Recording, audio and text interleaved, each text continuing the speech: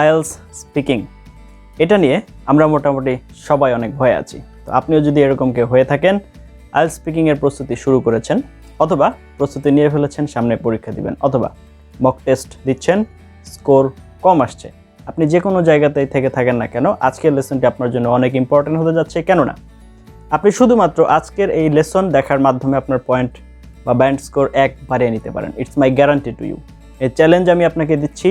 আজকের ভিডিও শেষ পর্যন্ত দেখুন। আপনার মাস্ট বি, আপনার স্কোর এখন যদি 5.5-এ থাকে সেটা 6.5 হবে। It's my guarantee to you. এটার জন্য আপনাকে জাস্ট লাস্ট পর্যন্ত দেখতে হবে এবং যে ইনস্ট্রাকশনগুলো দেওয়া হবে সেগুলো আপনাকে ফলো করতে হবে। If you can do then it will be more than enough for you. তো আপনি দেশের যে কোনো প্রান্ত থেকে, দেশের বাহির থেকে, আমি জানি আমার চ্যানেলের যে ভিডিওগুলো আছে সেগুলো দেশের বিভিন্ন প্রান্ত থেকে এবং ওয়ার্ল্ড ওয়াইড আমাদের বাঙালি যেখানে যেখানে আছে সব জায়গা থেকেই কম বেশি সবাই দেখছে। তাদের সবাইকে আমার চ্যানেলে স্বাগতম। Welcome to my channel IELTS care. আমার চ্যানেলে আমি চেষ্টা করে থাকি আইএলস রিলেটেড যত ধরনের প্রবলেম আছে সেগুলো আপনাদেরকে সলিউশন করার। This is an one stop service for you. এখানে আইএলস রিলেটেড যত আলোচনা আছে সবগুলো করার চেষ্টা করব। আমি step by step IELTS related যত আলোচনা আসে সেগুলো করার চেষ্টা করছি। এর ভিতরে যদি আপনাদের কোনো প্রয়োজনীয়তা থাকে, বিশেষ কোনো লেসন আগে দরকার হয়ে থাকে, তাহলে প্লিজ কাইন্ডলি আমাকে একটু কমেন্টে জানাবেন। আমি চেষ্টা করব ওই লেসনটি আগে মেক করার জন্য। সো চলুন আজকে চলে যাই আমাদের আলোচনায়। তার আগে জাস্ট একটা ইনফরমেশন, সেটা হচ্ছে আপনার যদি নিজেকে অ্যাসেস করার প্রয়োজন হয়ে থাকে, যে আপনার বিশেষ করে আপনার রাইটিং এবং স্পিকিং লাইন বাই লাইন অ্যাসেসমেন্টের প্রয়োজন হয়ে থাকে, যে স্যার আমি তো মক টেস্ট দিচ্ছি কিন্তু আমার স্কিল ইমপ্রুভ হচ্ছে না বা আমার স্কোর বাড়ছে না, এখানে কি করা যায়, সমস্যাটা কি এবং এক্স্যাক্টলি প্রবলেমটা কোথায়, কি করলে প্রবলেমটা সলভ হবে, এই ধরনের সলিউশন যদি আপনাদের প্রয়োজন হয়ে থাকে তাহলে you guys can contact with me. I personally conduct speaking and writing mock test এবং আপনাদেরকে লাইন বাই লাইন অ্যাসেসমেন্ট, এটার সঠিক উত্তর কি হবে, কোথায় সমস্যা হচ্ছে এবং কি করলে এই প্রবলেম সলভ হবে সেগুলো আপনাদেরকে বলে দেওয়া হবে। তো চলুন চলে যাই আজকের আলোচনায়। আজকে যে টপিকটি নিয়ে আলোচনা করতে যাচ্ছি সেটি হচ্ছে আইএলস স্পিকিংয়ে বডি ল্যাঙ্গুয়েজটা আসলে কি, কতটুকু গুরুত্বপূর্ণ, এটা আসলে ইম্পর্টেন্সটা কোথায় কোথায় এটার ইম্প্যাক্টটা পড়ে এবং হচ্ছে কিভাবে আমরা এটাকে ইমপ্রুভ করতে পারি। সম্পূর্ণ পরীক্ষার ভিতরে এখানে কোন কোন জিনিস আমার চেকে রাখতে হবে, এই টোটাল প্রসিডিওরটা আজকে আলোচনা করব। তো আপনার স্কোর আমি বলেছি, আজকে চ্যালেঞ্জ নিয়ে বসছি আপনাদের সাথে। সেটা হচ্ছে যে আপনি যদি আজকের লেসনটা শেষ পর্যন্ত যান তাহলে আপনার স্কোর যদি স্পিকিং এখন 5 থাকে সেটা 6 হয়ে যাবে। It's my challenge to you. ইনশাল্লাহ আমি আপনার সময়কে কাজে লাগাবো, ট্রাস্ট মি। আচ্ছা, তো এবার আমরা চলে আসি। সর্বপ্রথম আপনাকে যদি আইএলস স্পিকিংয়ে ভালো করতে হয় তাহলে সর্বপ্রথম আপনার যেটা দরকার সেটা হচ্ছে আইএলস স্পিকিং আসলে জিনিসটা কি। টোটাল যে 11 থেকে 14 মিনিটের একটা ইন্টারভিউ, এখানে যে 3টা পার্ট আছে, প্রত্যেকটা পার্টের খুঁটিনাটি ডিটেলস ইনফরমেশন আপনার আগে জানতে হবে। That means you must get informed. প্রথমে আগে আপনার সমস্ত যে ইনফরমেশনগুলো আছে এইখানে ডিটেলস আলোচনা, কোথা থেকে শেষ হচ্ছে, কোথায় শুরু হচ্ছে, আপনার হচ্ছে কিভাবে শুরু হচ্ছে, কোন কোন টপিকে জোর দেওয়া হচ্ছে, আপনার আইএলস স্পিকিংয়ের মার্কিং ক্রাইটেরিয়াটা কি, কী ধরনের কোয়েশ্চেন আসতে পারে, কোন লেন্থে আনসার দিতে হবে, সমস্ত ডিটেলস আলোচনা আপনি আমার চ্যানেলের আইএলস স্পিকিং যে ফুল কোর্স আছে সেই প্লেলিস্টে যে যতগুলো ভিডিও আছে জাস্ট একবার গো থ্রু করবেন। এটা হচ্ছে আপনার প্রিপারেশনের ফার্স্ট ধাপ, প্রথম ধাপ। যদি আপনি চান যে আজকের লেসন দেখে আপনার স্কোর 1 বাড়তে হবে তাহলে এটা হচ্ছে প্রথম স্টেপ। আপনি আমার চ্যানেলের আইএলস স্পিকিং রিলেটেড যে প্লেলিস্টটা আছে এটা সম্পূর্ণটা শেষ করতে হবে এবং সবগুলো ইনফরমেশন আপনার মাথায় থাকতে হবে। নাম্বার 1। নাম্বার 2, আপনাকে টানা 21 দিন প্রতিদিন একটা করে মক টেস্ট দিতে হবে। হয় আপনার টিচার, আপনার বড় ভাইয়া বা আপনি যে কোচিংয়ে আপনার হচ্ছে প্রিপারেশন নিচ্ছেন সেখানে দেন, কোনো সমস্যা নেই। আমাদের বাংলাদেশে যথেষ্ট পরিমাণ রিনাউন্ড সেন্টার আছে, অনেক প্রমিনেন্ট টিচার আছে, ভালো ভালো টিচার আছে যারা হচ্ছে আপনার খুবই ভালো টিচার। আমি পার্সোনালি তাদেরকে অনেক রেসপেক্ট করি। আমাদের বাংলাদেশের প্রত্যেকটা বিভাগীয় শহরে ভালো ভালো অনেক টিচার আছে, আপনারা যাদের কাছেই প্রিপারেশন নিচ্ছেন না কেন, কারণ প্রত্যেকটা টিচারকে আমি পার্সোনালি অনেক রেসপেক্ট করি, কারণ তারা শিক্ষক মানুষ, সম্মানীয় মানুষ।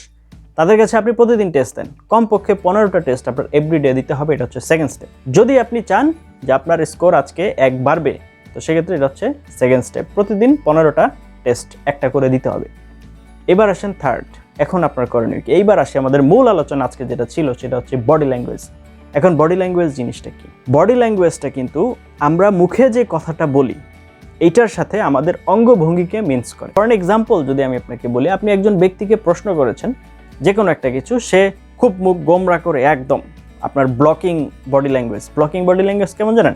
আপনি যে হাত যদি 2 হাত টাইট করে ধরে রাখেন এবং চাপিয়ে রাখেন এইভাবে এবং একদম রোবটের মতো সোজা হয়ে বসে থাকেন বা দাঁড়িয়ে থাকেন, এটা হচ্ছে ব্লকিং বডি ল্যাঙ্গুয়েজ।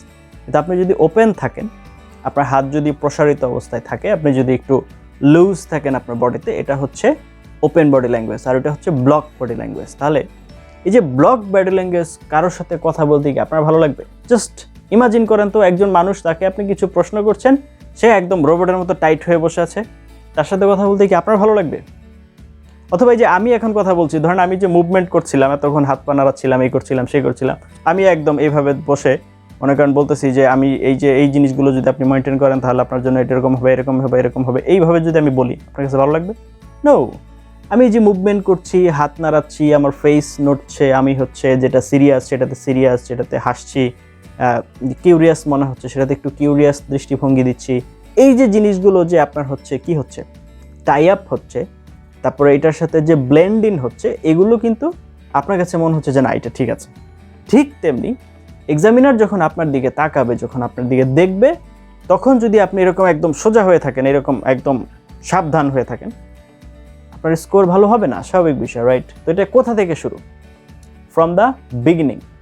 আপনি যখন ঢুকবেন, খেয়াল রাখবেন আপনি যে রুমের যে দরজার যে হ্যান্ডেল থাকে, সেটা যদি স্লাইডিং হয় তাহলেও আপনার ডান হাত ইউজ করবেন, সেটা যদি পুশিং ডোর হয় তারপরও আপনার ডান হাত ইউজ করবেন। Don't use your left hand, ঠিক আছে? এখান থেকে শুরু, আপনার এক্সপ্রেশন এখান থেকে শুরু। ডান হাত ইউজ করে আপনি দরজাটা খুলে যে আপনি দাঁড়াবেন, আগেই বসে পড়বেন না। এগুলো সবই আপনার বডি ল্যাঙ্গুয়েজের অন্তর্ভুক্ত, পাওয়ারফুল সাইন এগুলো। আগেই বসে পড়বেন না, দাঁড়াবেন। তারপর এক্সামিনার যখন আপনাকে অনুমতি দিবে, তখন আপনি বসবেন, এবং বসার পর টেবিলের উপরে হাত রাখবেন না, আপনার চেয়ারের যে হাতল সেটার উপরেও হাত রাখবেন না, হাত রাখবেন নিচে, এবং মেরুদণ্ড সোজা রাখার চেষ্টা করবেন। মেরুদণ্ড এবং এই যে নেক, ঘাড় সোজা রাখার চেষ্টা করবেন, যেন স্ট্রেট থাকে, যেন এরকম বাঁকা হয়ে না যায়, আবার যেন এরকমও আপনি না হয়ে যান, মানে এনার্জিলেস যেন মনে না হয়। তো সোজা থাকার পর যখন আপনাকে এক্সাম করা হবে, মানে যখন আপনাকে কোয়েশ্চেন করা হবে, তখন এক্সামিনারের সাথে সরাসরি ডিরেক্ট আই কন্ট্যাক্ট মেনটেন করতে হবে। দ্যাট মিনস এক্সামিনার যখন আপনাকে কোয়েশ্চেন করবে, সরাসরি তার চোখের সাথে আপনার চোখের যেন একটা কানেকশন হয়। সে যখন কোয়েশ্চেন করবে তার দিকে আপনি তাকান, এবং যখন আপনি আনসার দিবেন তখনও আপনার তার দিকেই তাকাতে হবে। এখন এখানে যেটা হয়, আমরা নর্মালি চোখে চোখ পড়লে, ধরেন আমরা যারা দুর্বল স্পিকার, বা আমরা সমস্যা যাদের একটু দুর্বল বা মানসিকভাবে নার্ভ দুর্বল যাদের, তাদের যেটা হয়, চোখে চোখ পড়লে সে কথা ভুলে যায়। তো এটা যে মেনটেন করতে পারে তার জন্য মার্ক অনেক বেশি। এই জন্য আমাকে খেয়াল রাখতে হবে, আমি যখন এক্সামিনারের সাথে আমি কথা বলবো, তখন তার সাথে জন্য আমার আই কন্ট্যাক্টটা বজায় থাকে। এখন আই কন্ট্যাক্ট বজায় রাখার সময় আমি যদি এইভাবে এরকম করি, মানে আমি যে ডান চোখটা যদি এইদিকে অ্যাঙ্গেল হয়ে যায়, তাহলে কি বোঝায় জানেন? আপনি কোনো একটা কিছু ইমাজিন করার চেষ্টা করছেন। এভাবে যখন আপনি ডান চোখটা ভাবতেছেন কিছু একটা, দ্যাট মিনস আপনি কোনো একটা কিছু ইমাজিন করার চেষ্টা করছেন। যখন আপনি বাম দিকে এরকম হয়ে যাচ্ছেন, তার মানে হচ্ছে, মানে বাম দিকের চোখ যখন এরকম হয়ে যাচ্ছে, আপনি যখন একটু কাত হয়ে যাচ্ছেন, এটা দ্বারা কি বোঝা যায় না? তার মানে আপনি কোনো কিছু মুখস্থ করে আসছেন, সেটা হচ্ছে কি করছেন, সেটা মনে করার চেষ্টা করছেন। এগুলো কিন্তু যারা এক্সামিনার তারা জানেন। আমরা যারা পরীক্ষা নেই, আমরা জানি যে কেন এরকম হচ্ছে। এখন আপনি যখন ডান দিকে যাচ্ছেন, তার মানে এক্সামিনার মানে এটাকে অ্যাপ্রিসিয়েট করে, আপনি নিজে কোনো কিছু সৃষ্টি করার চেষ্টা করতেছেন। You are trying to create something, আপনি কোনো কিছু ক্রিয়েট করছেন। কিন্তু যখন আপনি বাম দিকে যাচ্ছেন, তখন সে মোটামুটি আইডিয়া করে নেয় যে আপনি একটা প্রি প্ল্যান্ড আনসার বলবেন। আগেই আপনি হয়তো আনসারটা মুখস্থ করছেন, এখন সেটা বলার চেষ্টা করছেন। এখন অনেক সময় এটা হতে পারে আপনি হয়তো ওয়ার্ড খুঁজছেন, এটাও নেগেটিভ সাইন, কারণ এটা ফ্লুয়েন্সির অন্তরায়। আইএলটিএস স্পিকিংয়ের যে মার্কিং ক্রাইটেরিয়া আছে, সেখানে আপনার সরাসরি বলা আছে যে আপনার যদি কথা বলার সময় ওয়ার্ড খুঁজতে হয়, when you are speaking on that time if you are searching for word or phrases then it's a demerits point for your fluency। এটা আপনার ফ্লুয়েন্সির জন্য একটা ডিমেরিটস পয়েন্ট। তো সেই জন্য আমরা বাম দিকে একটু কম যাই, চেষ্টা করি ডান দিকে থাকার জন্য। আর সবচেয়ে বেটার হয় আমার যদি কোনো দিকে যেতে না হয়, চেষ্টা করতে হবে আমার এক্সামিনের সাথে আই কন্ট্যাক্ট বজায় রাখার জন্য। ঠিক আছে, রাখলাম। আই কন্ট্যাক্ট বজায় রাখার পর আমার হাতের মুভমেন্ট, আপনি শুধু আপনার হাতকে টাইট করে ধরে রাখবেন না, এটাকে ইজি রাখবেন। কথা বলার সময় এটা আপনার অবচেতন মনেই কম বেশি এদিক সেদিক নড়বে, এটা যথেষ্ট, ইনাফ। যদিও এটা নিয়ে একটু কন্ট্রোভার্সি আছে, অনেকে বলে যে স্যার একাডেমিক রাইটিংয়ে কি হাতের মুভমেন্ট এটা কেমন দেখায়? তো আমি আপনাকে যেটা বলবো, দেখুন আইএলটিএস ইন্টারভিউটা, স্পিকিং ইন্টারভিউটা একাডেমিক পার্টের একটা অংশ হলেও এটা কিন্তু সেমি ফর্মাল বলা যায়, এটা টোটালি ফর্মাল আমি আসলে ওইভাবে বলতে চাই না। অনেকের আমার সাথে দ্বিমত থাকতে পারে, তাদেরকে টোটালি রেসপেক্টে রেখে আমি বলছি এটা একটা সেমি ফর্মাল একটা ফাংশন, কারণ এইটা আপনার কিন্তু মূল একাডেমিক পড়াশোনা না, এটা হচ্ছে একটা সাপ্লিমেন্টস অথবা একটা সাপোর্টিং একটা সার্টিফিকেট। সুতরাং এখানে আপনার হাতের মুভমেন্ট কিছুটা আসতে পারে, বিকজ ন্যাচারাল মুভমেন্ট বলে একটা কথা আছে, সেটার জন্য হলেও আপনার কিছুটা মুভমেন্ট আসতে পারে। একেবারে ব্লক করে রাখাটা বুদ্ধিমানের কাজ হবে না, ইট সিমস টু মি, আমার কাছে মনে হয়, এবং আমার লাস্ট 8-10 বছরের অভিজ্ঞতা এটাই বলে। আচ্ছা, তো এবার আসি, আই কন্ট্যাক্ট গেল, হাতের মুভমেন্ট গেল, এবার হচ্ছে ফেস এক্সপ্রেশন। ফেস এক্সপ্রেশনটা খুবই ইম্পর্ট্যান্ট এখানে, কেননা কারণ আপনি যদি কোনো কিছু নিয়ে হাইপার হয়ে যান, মানে আপনি যদি প্যানিকড হয়ে যান, ভয় পেয়ে যান, এটা কিন্তু আপনার ফেস থেকে বোঝা যায়। বিশেষ করে আমরা যারা পরীক্ষা নেই, আমাদের পরীক্ষা নিতে নিতে কিন্তু একটা এই ধরনের ইনটুইশন ডেভেলপ হয়ে গেছে, আমরা কিন্তু এটা বুঝি যে সে কি ভাবতেছে বা তার ভিতরে কি চলছে, সে কোন ফাপরের ভিতরে আছে, এটা কিন্তু আমরা বুঝি। তো এইখানে আপনাকে একটু আর্টিস্টিক ভূমিকায় আসতে হবে, ঘটনা যাই ঘটুক। ব্যাপারটা হচ্ছে এরকম, ভিতরে যদি সুনামিও চলে সেটা ফেসে আসা যাবে না, ফেস কামই থাকতে হবে, একদম শান্ত, এবং এটা একদম শান্ত প্রকৃতির উজ্জ্বল একটা গ্লো আপনাকে দিতে হবে। এটা যে কোনো মূল্যে হোক আপনার এটাকে শিখতে হবে। এটা মানে আমার ছাত্র যারা স্পিকিং প্র্যাকটিস আমি যখন করাই, তখন এদিকে তাদেরকে আমি কমপ্লিট করে ফেলি যে এটা কিভাবে আনতে হবে, এটা আমি কমপ্লিট করায় দেওয়ার চেষ্টা করি। সামনের কোনো লেসনে হয়তো আমি এটাও বলবো যে আপনার ফেস এক্সপ্রেশন কীভাবে ঠিক রাখবেন, এটাও হয়তো আমি কোনো একটা লেসনে নিয়ে আসবো, ইনশাল্লাহ। আমার জন্য দোয়া রাখবেন। তো যেটা বলছিলাম সেটা হচ্ছে আপনাকে এটা মেনটেন করতে হবে। এখন আপনার ফেসে কথা অনুযায়ী আপনার ফেস এক্সপ্রেশন চেঞ্জ হতে হবে। সেটা যদি খুব বেশি ইন্টারেস্টেড হয় তাহলে আপনার ফেসে হাসি থাকতে হবে, সেটা যদি খুব বেশি সিরিয়াস হয় তাহলে আপনাকে সিরিয়াস হতে হবে, সেটা যদি খুব বেশি ফানি হয় তাহলে আপনার জন্য হাস্যকর থাকতে হবে, সেটা যদি আপনার খুব বেশি ডিপ হয়, ইমোশনাল হয়, সেই ইমোশনটা আপনার ফেসে প্রকাশ পেতে হবে। এগুলো সবই বডি ল্যাঙ্গুয়েজের অংশ।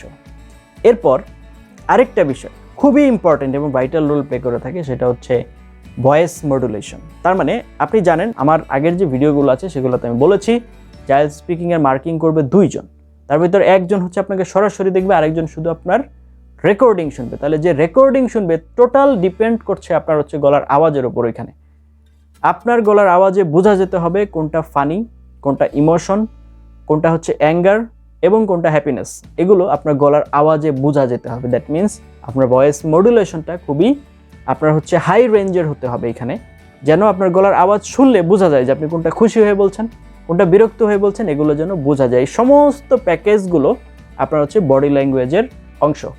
এই টোটাল প্যাকেজটাই সার্কেলটা যে কমপ্লিট করতে পারবে, মানে ইংরেজির স্কিল বাদ শুধুমাত্র এই স্কিলের উপরে বেস করে আপনার হচ্ছে ব্যান্ড স্কোর 1 বেড়ে যাবে। আজকের লেসন যে আমল করবে, এখন ব্যাপারটা হচ্ছে এরকম শুধু ওয়াজ শুনলে হবে না। আমি সারা রাত ওয়াজ শুনলাম, সকালবেলা ফজরের নামাজ পড়লাম না, এটা তো কিন্তু হবে না। আমাকে ওয়াজ শুনতে হবে বা নসিহত শুনতে হবে, সেটার আমল করতে হবে। দ্যাট মিনস এগুলো রিয়ালিটিতে প্রয়োগ করতে হবে। প্রয়োগ করলে তাহলে আমি এটার ফলাফল পাবো, আশা করা যায়। আপনার যদি বেসিক ইংলিশে প্রবলেম থাকে, you can contact with me, you can follow my Facebook page and Facebook group, links are given in the video description. আজকের ভিডিওটি যদি আপনার কাছে সামান্যতম উপকার মনে হয়ে থাকে এবং আপনার ফ্রেন্ডস অ্যান্ড ফ্যামিলির সাথে শেয়ার করতে ভুলবেন না, কেননা I know they are also looking for this lesson.